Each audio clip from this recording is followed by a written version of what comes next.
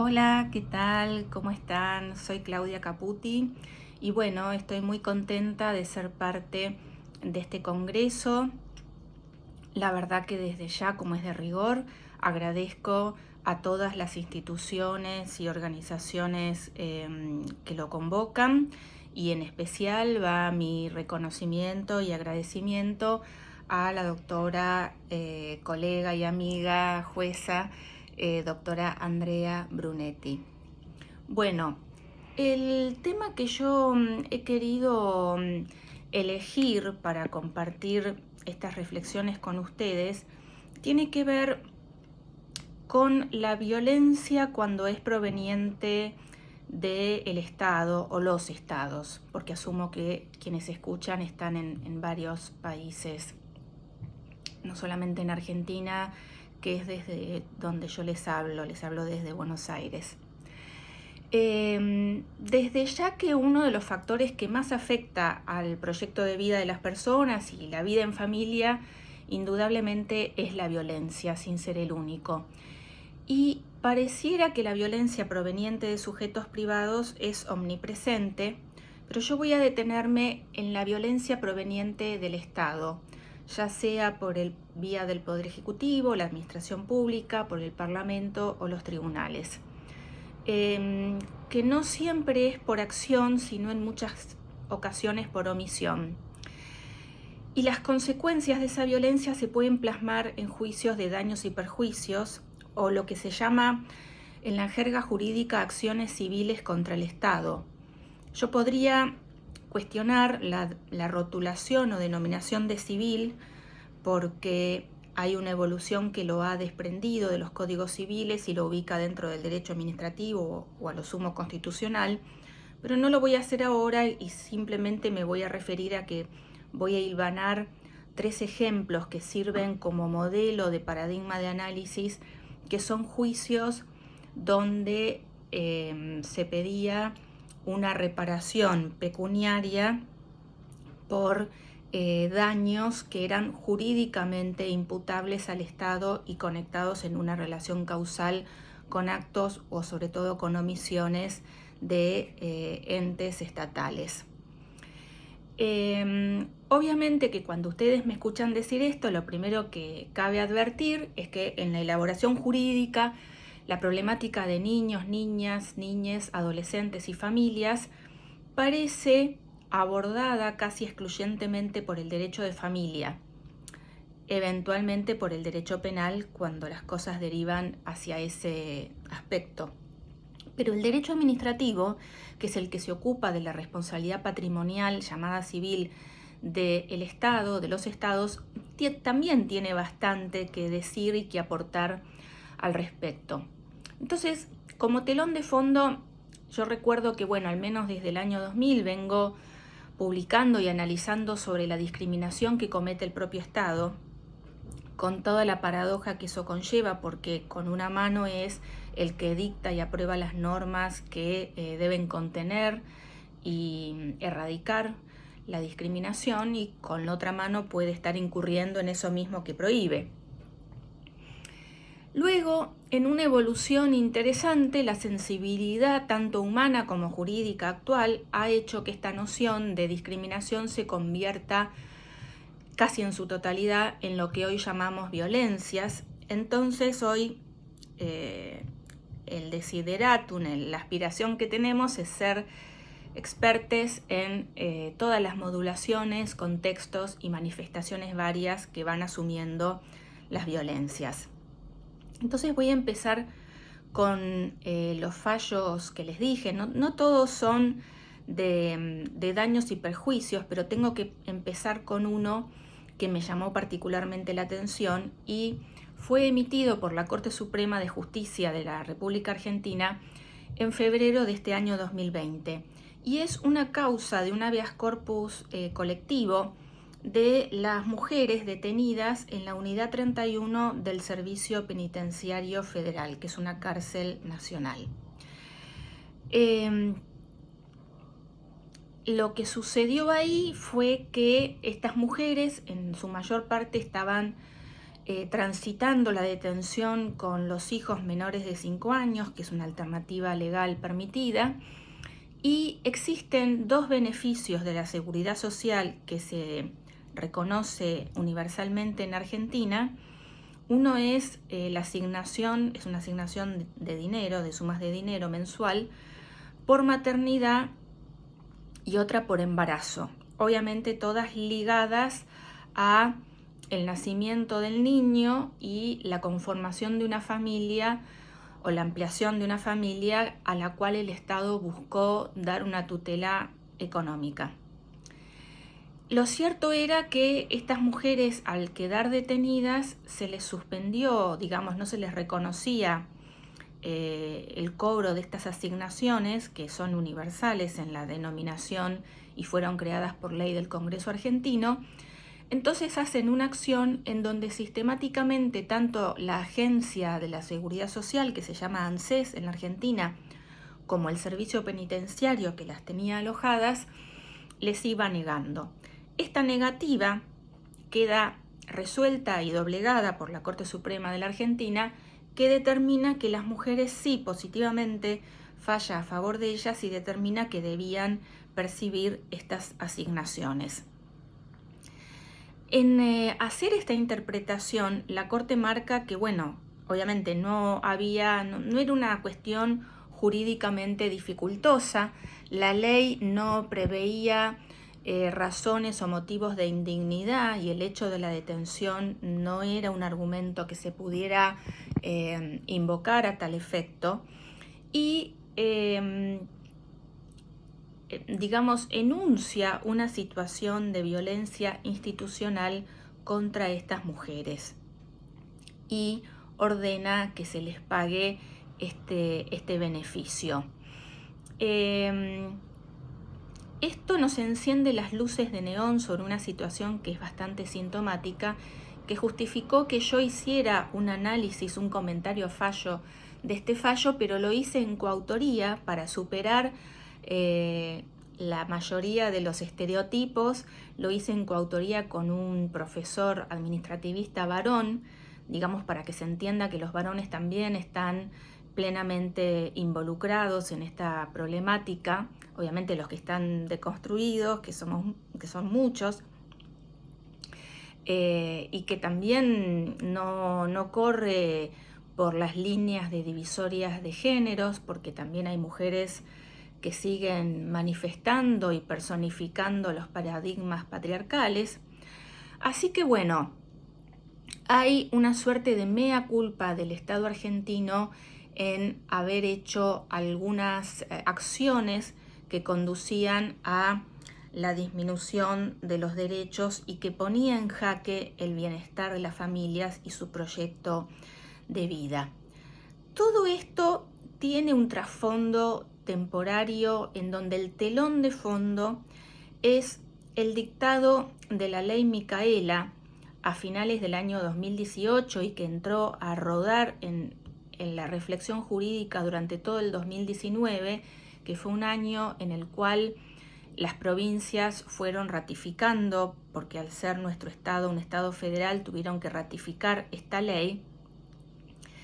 en donde el Estado argentino ordena a todos los agentes y funcionarios y funcionarias que sirven dependientes del Estado que se capaciten en materia de género. Ha habido datos de la realidad que podrían ameritar a que esa capacitación se amplíe a otros temas conexos, a, por ejemplo, no solamente tener perspectiva de género, sino perspectivas de infancias y de derechos humanos, en donde también pueden encontrarse déficit, porque los estados que están siendo sometidos a un aumento de los reclamos y de las expectativas y de las solicitudes de tutela y protección, están mostrando que les está costando mucho, les está siendo dificultoso garantizar la aplicación de las normas que dictan, porque sus agentes y funcionariado no tienen la capacitación para poder aplicarlas siendo fiel al texto y la finalidad de esas normas. Si vemos el debate parlamentario de la ley Micaela, vamos a comprobar un gigantesco anecdotario que van reconociendo las y los legisladores, senadores, diputados, senadoras y diputadas, en donde se acalló o invisibilizó a las mujeres, a las niñas,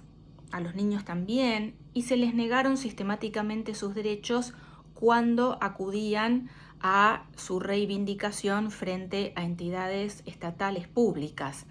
Entonces, el Estado pasa a ser un solicitante más y se pliega desde lo discursivo al mayor movimiento social de las últimas décadas, que es el movimiento por los derechos de las niñas y las mujeres, y en vez de quedar interpelado pasa a ser un interpelador más, con lo cual pasa a tener un doble carácter.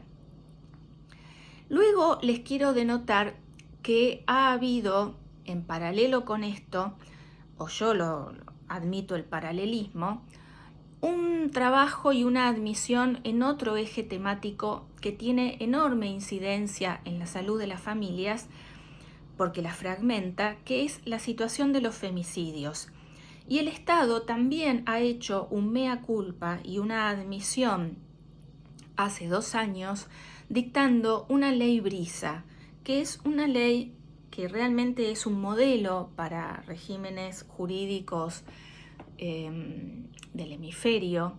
Es una ley que surge de un caso también real, porque Micaela García fue un caso real que ustedes pueden indagar. Creo que excede que yo les relate en qué consistió, y además es bastante conocido.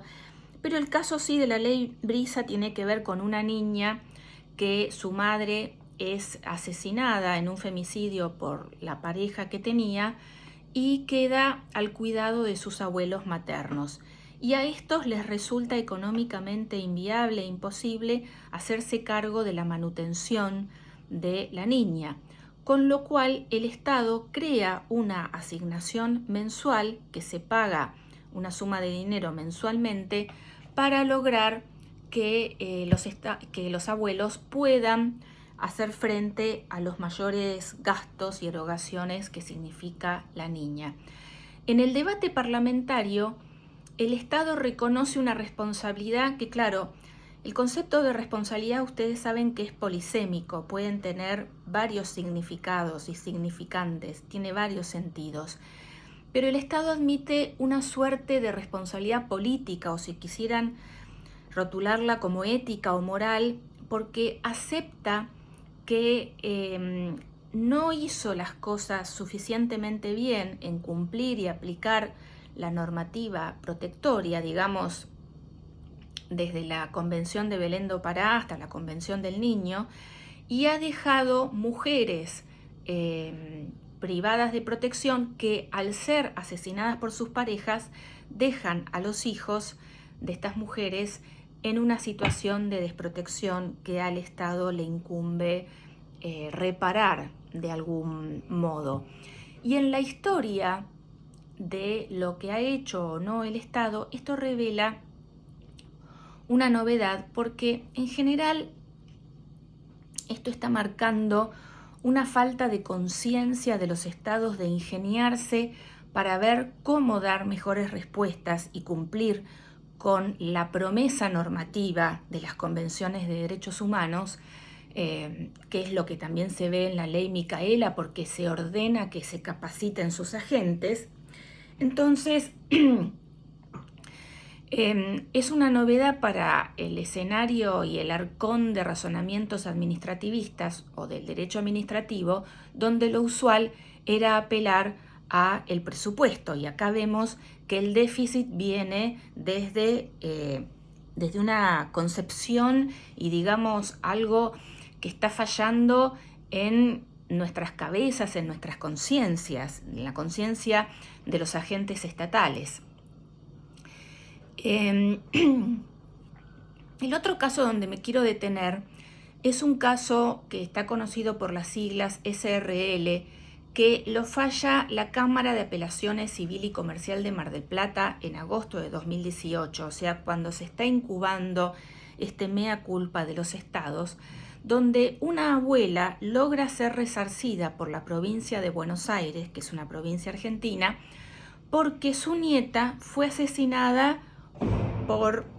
los padres de esta, que sería la hija de esta abuela. ¿Cómo fue el caso? La abuela detecta que su nieta está siendo gravemente agredida y violentada por la madre, que es la hija de esta señora adulta mayor. Entonces inicia una causa penal y en todo el trámite de la causa penal se van denotando graves falencias porque se convoca a la madre de esta niña a ver de qué manera mejoraba su cuidado a la niña y en todas las ocasiones la niña no se hizo presente en el juzgado, luego termina muriendo y lo que se termina investigando a posteriori es que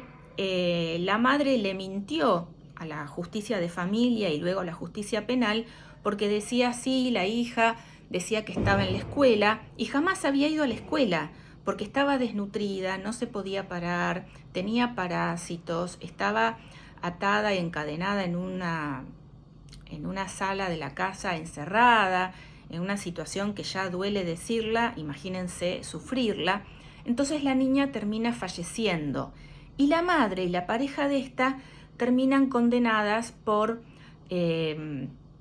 abandono de persona, reducción a la servidumbre, todo agravado por el vínculo y agravado por ser seguidos de muerte de la niña. Entonces, en el juicio de daños y perjuicios que la abuela inicia contra las autoridades judiciales y administrativas que habían intervenido en el caso de la menor, lo gana la abuela y logra cobrar una reparación porque ha perdido su nieta pese a que instó a las autoridades y les pidió, y las autoridades de alguna manera le creyeron a la madre, siguieron alguna suerte de estereotipo de creerle a la madre y desplazando la credibilidad a la abuela que daba signos objetivos de estar diciendo que la niña estaba siendo violentada. Y luego llegamos a un caso más reciente de la Corte Suprema de Justicia de la Argentina del 4 de junio de este año, que es el caso Zanelli, en donde se revoca una condena, una absolución, mejor dicho, penal, en donde una niña le denuncia abuso sexual por parte de la pareja de su madre y acude para esta denuncia a la directora de su colegio. Y hay una seguidilla de incredulidades en donde se determina que se violó la Convención de Belén do Pará. Se podría decir también que la Convención del niño y la niña y las infancias, porque era menor de edad al momento de los hechos. Pero bueno, a todo esto se agrega una capa de análisis que es la dada por la pandemia, donde las violencias se recrudecen y donde se da desde el derecho administrativo una lucha por llegar al Estado que se dificulta mucho más, porque se pide a las personas que estén en su casa cuando el Estado históricamente no ha llegado a las casas y de hecho hay trabajos de Agustín Gordillo sobre las dificultades por llegar a una mesa de entradas estatal y notificar o hacer llegar solicitudes, digamos, que ya tiene toda una historia en el derecho administrativo sobre lo dificultoso. Y hay un muy buen trabajo de Germán Vidar Campos, que en paz descanse, donde había escrito sobre un juez que se hartó de la burocracia irracional y las dificultades de llegar de que la administración llegue a la casa de las personas. Pero bueno, como ustedes pueden ver, hay una negativa de la subjetividad de las personas en vulnerabilidad, lo cual les genera una incapacidad para ser parte del diálogo y el debate. Esto lo debemos solucionar cuanto antes y es como que, parafraseando a Judith Butler, hay una dificultad en donde determinados sujetos, todo lo que dicen, constituye ruido, no es empalmado a la altura de voz con diálogo, y debemos hacer que eso que para la narrativa dominante queda relegado a ruido sea un sonido, que sea una voz que reconozcamos, que sintonicemos y que tengamos la capacidad, o que se brinde al Estado la capacidad para entender y generar un diálogo. Si esto no se hace, los juicios de daños y perjuicios van a seguir dándose, desgraciadamente, con condenas. Obviamente uno quisiera que hubiera prevención, pero la prevención siempre queda olvidada en materia de derechos humanos y todo queda en la punición. Por eso yo quería dejarles como reflexión final que desde el ingreso que el derecho administrativo está teniendo en estas cuestiones, pensemos en cómo lograr y reivindicar del Estado un rol no ya de interlocutor más, sino de dador de respuestas, donde suba la conciencia y mejore. Y en definitiva, podría cerrar diciéndoles que ya son 24 las condenas al Estado argentino y sus provincias, por ejemplo, por femicidios, donde ha quedado quebrada una familia por el femicidio, en donde se determinó que el Estado concurrió de alguna manera a colaborar con la comisión de este hecho y debía pagar en un juicio de daños y perjuicios ortodoxo, digamos, llevado según las pautas aceptables en la Argentina, debía pagar una indemnización que normalmente va para las hijas e hijos e hijes en cuanto a recomponer su proyecto de vida que quedó afectado gravemente. Así que bueno, mi reflexión remitía a eso. Hay mucho trabajo en el derecho administrativo, relatarlo en detalle requeriría mucho, pero desde 2018 empezó a hacerse